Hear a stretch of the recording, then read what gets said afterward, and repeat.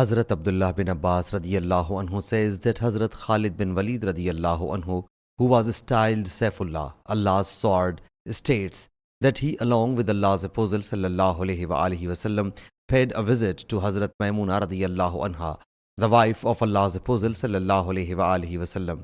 Hazrat Maimuna radiyallahu anha was maternal aunt of both Hazrat Khalid and Hazrat Ibn Abbas radiyallahu anhu. There her sister Hazrat Huzaifa, Harith's daughter, brought a roast iguana from Najd, and that iguana was served to Allah's Apostle sallallahu alaihi wasallam. Whenever any food would be served to Allah's Apostle sallallahu alaihi wasallam, it would be very rare that he sallallahu alaihi wasallam would not be informed what that food was. Allah's Apostle sallallahu alaihi wasallam intended to stretch out his hand towards the iguana. Thereupon, the ladies present there intimated Allah's Apostle sallallahu alaihi wasallam of what they served. So they submitted, O Allah's Apostle sallallahu alaihi wasallam, it is a mastigar. Hearing it, Allah's Apostle sallallahu alaihi wasallam withdrew his hand.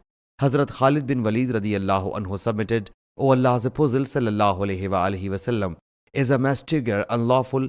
He sallallahu alaihi wasallam said, No, but it not an animal of my people's land, so I have an aversion to it.